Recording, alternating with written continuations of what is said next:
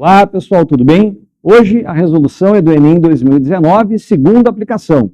Antes disso, se tu ainda não é inscrito no canal, aproveita, te inscreve, ativa as notificações para ficar por dentro de todo o conteúdo que a gente está disponibilizando toda semana para Enem, para vestibulares. E é claro, dá um likezinho aí no nosso vídeo que ajuda um monte o nosso trabalho. Vamos embora para essa resolução então.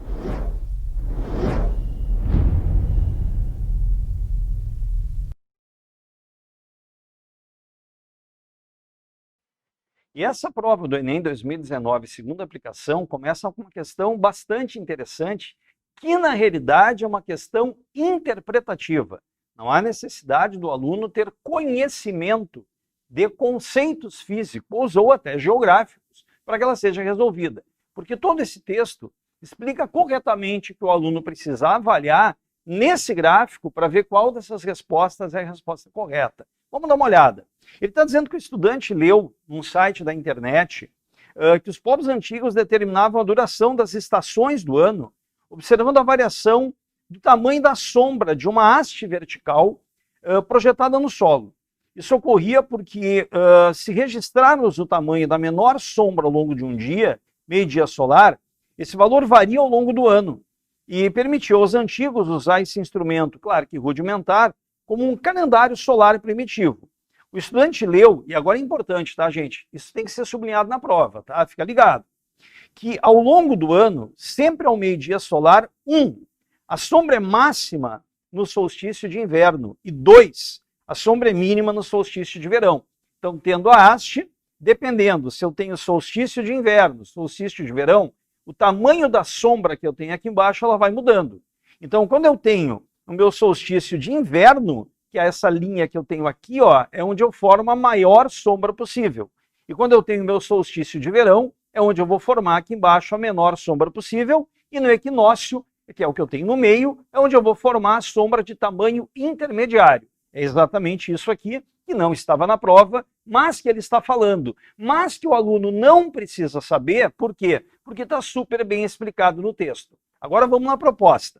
Um estudante morava em Macapá, linha do Equador. Ele ficou intrigado com essas afirmações e resolveu verificar se elas eram verdadeiras em diferentes regiões do mundo. Então ele usou amigos virtuais dele, um amigo em Porto Alegre, região temperada, e outro amigo em Salvador, região tropical. E pediu que eles registrassem o tamanho da menor sombra. Então, se ele quer o tamanho da menor sombra, é o 2, é o do solstício de verão. Ele vai falar do solstício de verão. Ao longo do ano, os resultados encontrados foram mostrados nesse gráfico. E ele identifica nesse gráfico SI solstício de inverno, SV solstício de verão e E equinócio. E aí vem a pergunta, qual ou quais cidades no texto e no gráfico, então tem uma associação logicamente entre os dois, contradizem a afirmação 2. O que é a afirmação 2 que eu pedi para sublinhar? A sombra é mínima no solstício de verão. Então, se no solstício de verão a sombra é mínima, eu vou começar ali em cima por Porto Alegre. Realmente, Porto Alegre tem o maior tamanho de sombra no solstício de inverno. E Porto Alegre tem o menor tamanho de sombra no solstício de verão. E no equinócio, Porto Alegre tem o tamanho intermediário. Então, Porto Alegre está obedecendo tanto a frase 1 quanto a frase 2. Agora, vamos dar uma olhada em Salvador. Salvador tem problema. Por quê? Porque Salvador, realmente, no solstício de inverno, ele tem o maior tamanho de sombra. Mas Salvador tem o menor tamanho de sombra em algum lugar aqui entre o equinócio e o solstício de verão. Tu pode ver que o solstício de verão de Salvador não é o menor tamanho de sombra. O menor tamanho de sombra, inclusive, de Salvador seria 0 e seria fora do solstício de verão. Então, Salvador está desobedecendo a 2. E, finalmente, Macapá, que também vai desobedecer e desobedecer muito, porque Macapá tem o tamanho da sombra tanto do solstício de inverno quanto do solstício de verão com o mesmo valor. Então, Salvador e Macapá estão desobedecendo a afirmativa 2. A questão é interessante. Esse desenho eu coloquei como uma curiosidade para poder enxergar o que é esse tamanho de sombra ao qual ele se refere, mas a questão é interpretativa. Prova rosa, alternativa C de Canadá.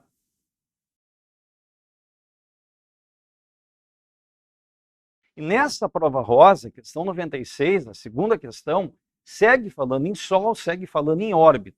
E a questão é interessante, aqui o aluno já precisa ter um conhecimento de eclipse. Esse conhecimento pode vir da física ou da geografia, ambas trabalham eclipse.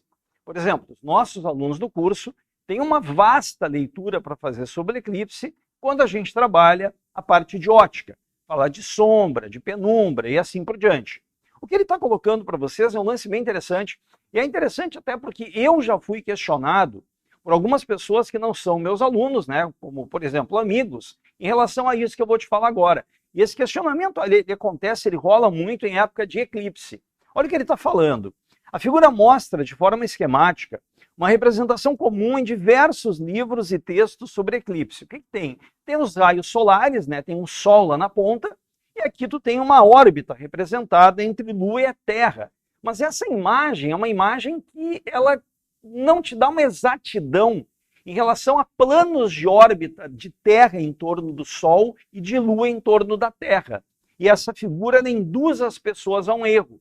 Porque as pessoas ficam pensando, bom, mas eu vou ter um momento ali onde eu tenho a Lua posicionada entre a Terra e o Sol e um momento onde eu tenho a Terra posicionada entre o Sol e a Lua. Então, por que ao longo de um dia de 24 horas eu não tenho eclipse acontecendo todo dia? E é exatamente o que ele vai falar. Apenas analisando a figura, um estudante pode concluir que os eclipses podem ocorrer 2 vezes, ou poderiam ocorrer 2 vezes a cada volta completa, a cada dia.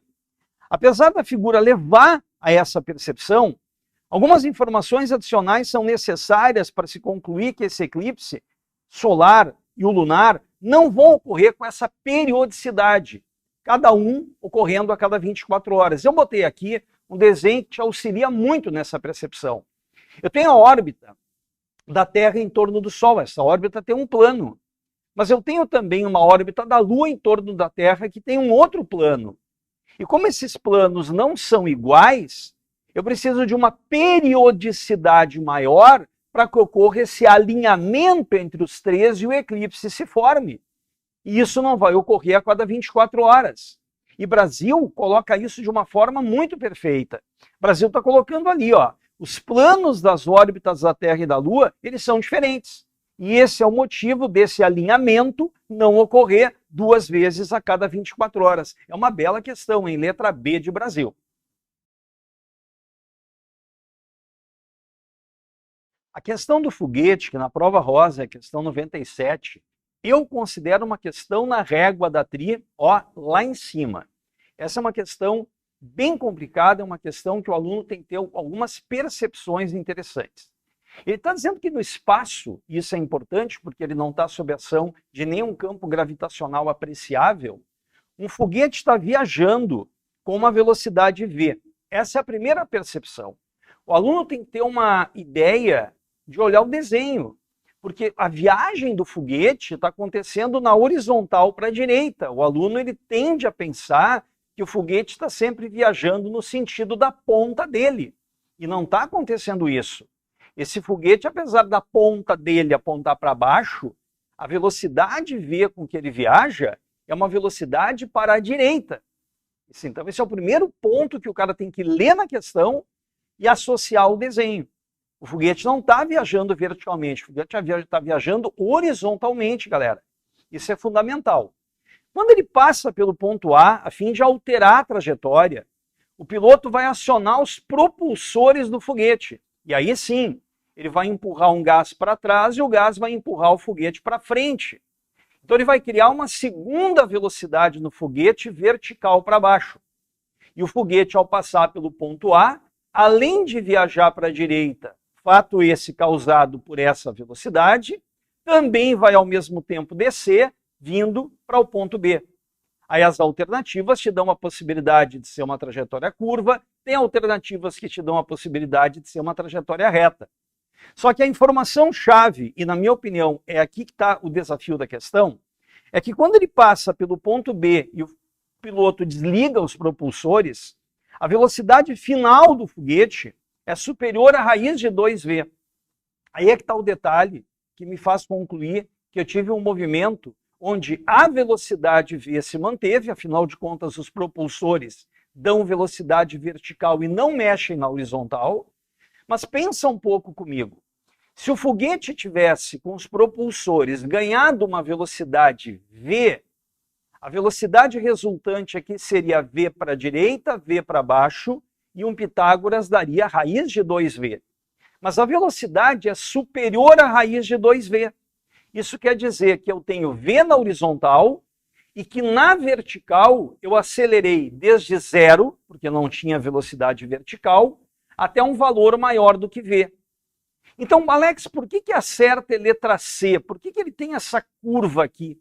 Porque ele vai andar para a direita, isso está demonstrado, ele vai de A para B, ele realmente vai para a direita, mas como verticalmente ele tem uma velocidade que vai ser cada vez maior, sendo a inicial vertical zero e a final vertical, inclusive, maior do que V, verticalmente ele está acelerando.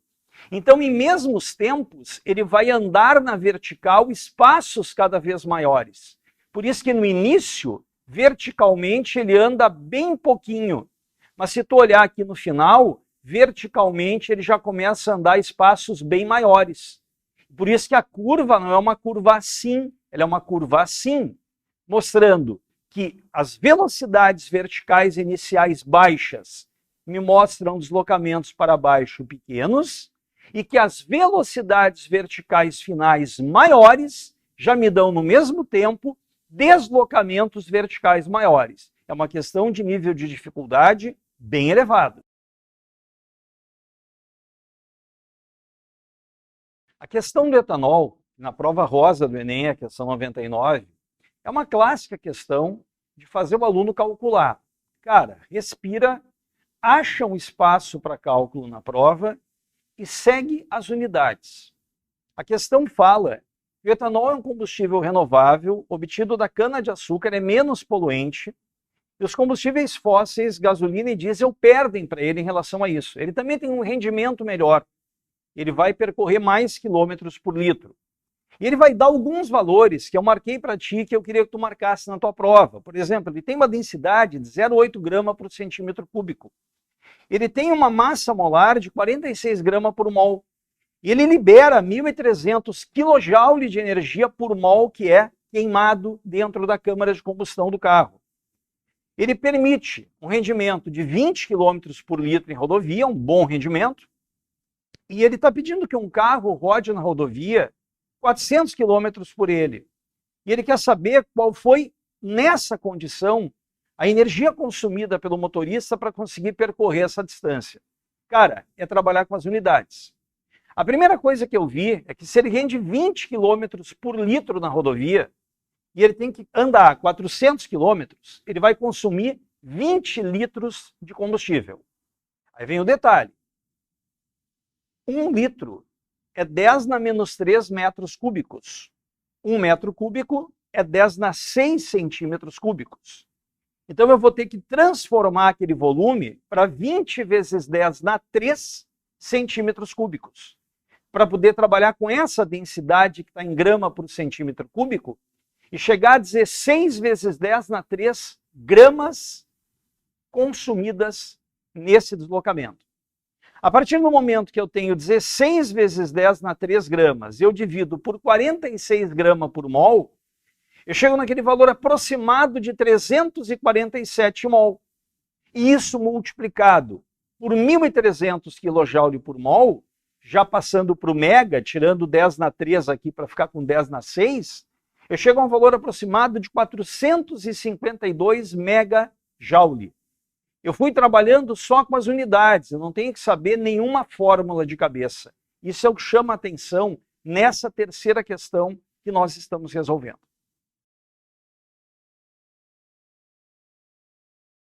A questão do laser, que na prova rosa é a questão 103, diz que o professor percebeu que o apontador, esses apontadores lasers comumente usados para dar aula, né, para apontar um quadro, ele está fraco.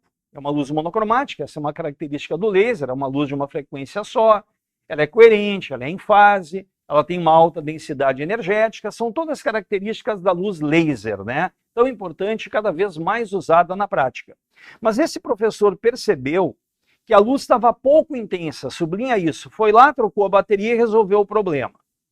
Agora, a pergunta dele, sabendo que a luz é uma onda eletromagnética, apresenta propriedades como amplitude, comprimento de onda, fase, frequência, velocidade, dentre as propriedades que ele citou acima, qual que estava associada ao brilho do laser? Vamos dar uma revisada? Eu vou na dele, hein? Primeiro, a amplitude. A amplitude de uma onda está vinculada à energia por ela propagada. Então eu já sei que a resposta é letra A de Alemanha. Se a pilha estava fraca, eu estava com pouca energia, estava gerando uma luz de pouca intensidade. Agora, quando ele fala, seguindo a ordem dele, em comprimento de onda, isso vai depender da relação entre a velocidade com que a luz se propaga e a frequência da luz. Não é o que estava afetado pela bateria. Aí ele segue ainda falando em fase. A fase vai depender da fonte emissora. Trabalhar com crista, com vale, como é que ele vai ter a frequência dele, quantas cristas e vales ele está gerando. A frequência depende da própria fonte. Aliás, isso aí está vinculado à cor do laser, né? Esse é um laser verde. É uma frequência que está compreendida entre a frequência da luz amarela e da luz azul, lá no VAVAV, né? O vermelho, laranja, amarelo, verde, azul, anil, violeta. E ainda da velocidade de uma onda que depende do meio em que essa onda se propaga. Para a velocidade desse laser mudar, eu deveria mudar ele de meio, por exemplo, fazer o laser se propagar na água e não mais no ar. Então é a amplitude que estava vinculada à energia que estava fraca, porque a bateria teve que ser trocada. É até agora a questão dessa prova rosa mais acessível.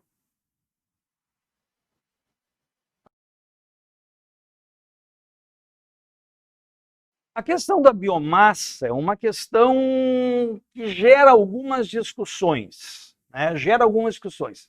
Se tu for fazer uma pesquisa, e pode fazer no Google mesmo, em relação a vantagens e desvantagens da biomassa como fonte de energia, e ela é considerável uma fonte de energia, sim, renovável, ela tem aspectos negativos. Aliás, eu até posso disponibilizar na descrição do vídeo para vocês, uma tabela onde eu coloco todas as gerações de energia e as vantagens e desvantagens que essas gerações de energia têm.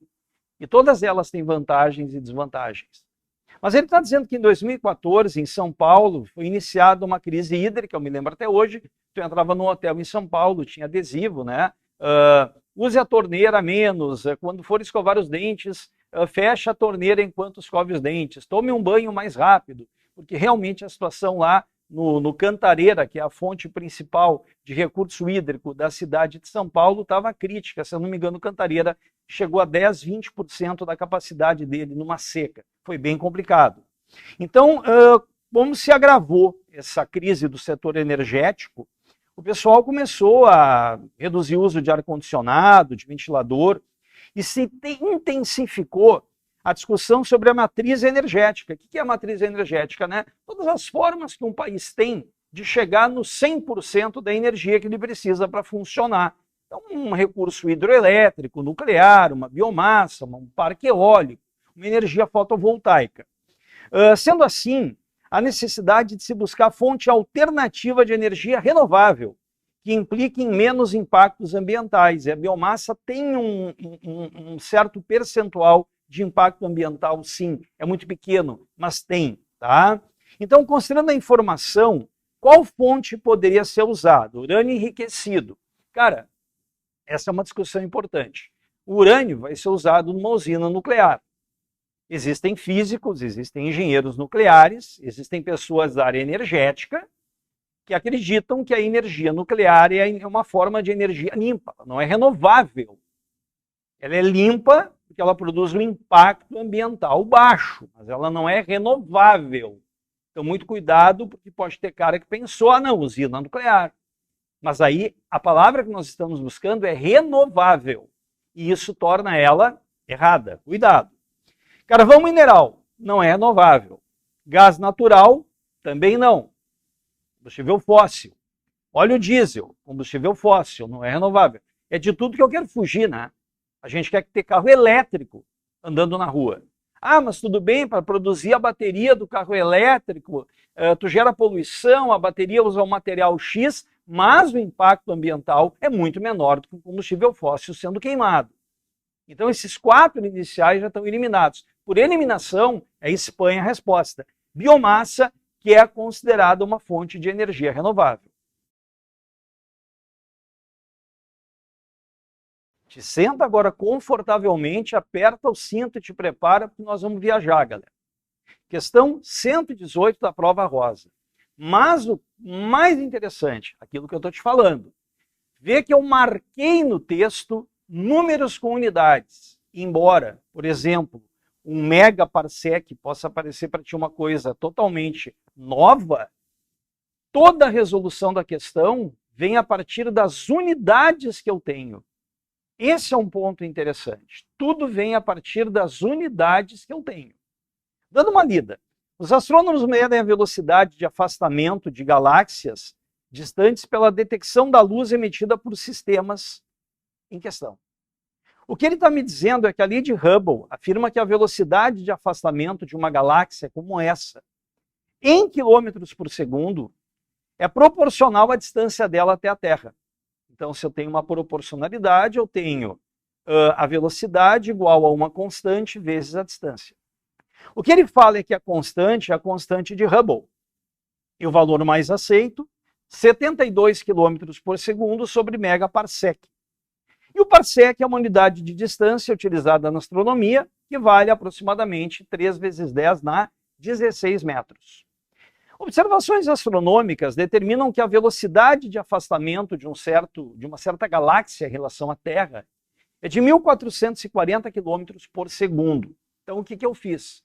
Eu escrevi a equação. Mas como é que sabe que a equação é essa, Alex? Cara, se a constante é 72 km por segundo sobre megaparsec, se eu multiplicar isso por megaparsec, ele é cortado e sobra o quilômetro por segundo na velocidade. A unidade montou a equação. Eu entrei com a velocidade de 1.440 km por segundo, que está compatível com esse quilômetro e esse segundo, e eu vou isolar essa distância em megaparsec, 20 megaparsec. Eu tirei o mega, botei 20 vezes 10 na 6 parsec, e multipliquei por 3 vezes 10 na 16 metros. Aqui, eu já dividi por 3 para botar o quilômetro e ter a resposta certa da letra C. Então, embora é o famoso cão que muito late não morde, né? Pega, por exemplo, aqueles cães que latem bastante, o pincher, né? O pincher, ele late bastante, ele late. Mas aí quando tu chega pertinho dele, é um cãozinho dócil, amigo, tu passa a mão na cabeça dele, ele fica de barriga para cima, tu faz carinho nele, ele só latiu quando tu chegou. Ele não vai te morder. É um bichinho super amável. A questão é mais ou menos assim. A partir da unidade, tu montou a equação, trabalhou com os valores nas unidades, tudo coerente, trabalhou matematicamente os números, não há nenhum cálculo com vírgula a ser feito, e a questão pode ser resolvida. Essa questão da prova rosa, de número 121, a questão do Aristóteles, ela vai falar uma historinha que todos os professores de física falam em aula, a teoria do fogo, da terra, do ar e da água. Tentando explicar já as fases da matéria, claro que hoje, de maneira clássica, tu fala em sólido, líquido e gás, mas já forma em estudos um pouco mais avançados em questão de plasma e assim por diante. Lá nos primórdios da ciência, quando Aristóteles começou a quebrar a cabeça com algumas coisas, ele já tentava falar em matéria. E qual foi a primeira ideia que ele teve? E dentro da história da epistemologia da física isso é super importante, a ideia do fogo, da água, da terra e no ar. Então, por exemplo, se ele largava uma pedra, a pedra descia, porque o lugar da pedra é a terra, então a pedra vai para a terra. Se ele botasse fogo, a fumaça subia, porque a fumaça é ar, para ele a fumaça era ar, o lugar da fumaça é o ar, se aqui tem terra e aqui tem ar, a fumaça tem que ir para o ar. Se eu soltar, a minha mão foi para o ar, a minha mão saiu do quadro aqui, a minha mão foi para o ar, tá? Se eu soltar água, a água cai, porque o lugar da água é a água, não é o ar que é em cima. Então a água vai cair porque o lugar dela é a água. Então a famosa teoria do fogo, da água, da terra e do ar. Então ele conta essa historinha para vocês no texto, né? Fala ali em Platão, tá? Que trabalhou com isso também, já preocupou-se muito com isso, e quer saber do ponto de vista da ciência moderna, né? A descrição dos 4 elementos do Platão corresponde ao conceito de quê? De estado físico da matéria. Então é um lance que, se o cara teve pelo menos uma concepção de história da física, ele consegue acertar bem a questão. A questão da lente, que na prova rosa é a questão 130, é uma questão interessante. Uma das formas que tu teria de, por exemplo, concentrar calor, de produzir um aquecimento, é pegar uma lente biconvexa, que no ar é uma lente convergente, pegar uma série de raios luminosos oriundos do Sol, que também contém o infravermelho, que é o que me interessa, né? E fazer esse infravermelho convergir para um ponto só, concentrando o calor aqui, podendo gerar um aquecimento. E mais uma vez, as unidades são fundamentais. Ele quer alimentar um chuveiro de 2.000 watts. Ele está dizendo que o Sol está permitindo que essa lente concentre 1.000 watts por metro quadrado, mas tenha um rendimento de só 50%. E ele te diz que a raiz do π é 1,8. Qual deve ser, em metros, o raio da lente que eu preciso projetar para satisfazer o meu projeto? Olha, eu quero 2.000 watts. Eu sei que a minha lente capta 1.000 watts por metro quadrado, mas o rendimento dela é 50%, então eu capto só a metade disso, 500 watts por metro quadrado. Se eu tenho 500 watts por metro quadrado e preciso de 2.000 watts, eu preciso de uma lente de 4 metros quadrados. E a área da lente é πr ao quadrado. Então eu vou trabalhar com meus 4 metros quadrados, com o π, com r ao quadrado, e já vou isolar o meu raio, colocar no lugar da raiz do π, porque eu vou ser obrigado a fazer o meu 4 sobre π como raiz para tirar o quadrado desse r, e já vou entrar com a raiz do π como 1,8 e chegar num raio de aproximadamente 1,1 nesse trabalhinho matemático. Bem interessante a questão. A última questão dessa prova do Enem 2019, segunda aplicação, a prova rosa, questão de número 132, ela traz para ti um sistema de aquecimento. Aqui tu tem um reservatório de água e uma fonte de calor. Desse lado a água fria entra, desse lado a água quente sai. Convecção. Se eu aquecer embaixo, eu torno a água, densidade é massa por volume, a massa de água não muda. Mas quando eu aquecer a água, eu dilato a água, ela aumenta de volume, ela diminui de densidade. Por isso que a água quente vai subir, a água fria vai descer, e esse movimento de águas aqui dentro se chama corrente de convecção. Então, aonde a água fria tem que entrar e aonde a água quente precisa ser coletada. A água fria tem que entrar em cima ou embaixo. A água fria é mais densa. Eu preciso colocar essa água entrando no ponto inferior. Essa água fria vai entrar, vai esquentar e vai subir. E lá em cima ela é quente. E eu retiro ela lá no cano de cima, no cano 4. Então ela entra no 3 e sai no 4. A água fria entra mais densa embaixo, fica embaixo, esquenta, diminui de densidade e sobe. Quando ela subir, eu coleto ela quente no cano 4. Dinamarca, uma boa questão para acertar essa na régua, hein? Tá do meio para baixo. O curling é um esporte olímpico característico de países gelados, países frios, Canadá, Noruega, Dinamarca, Suíça, países europeus e norte-americanos.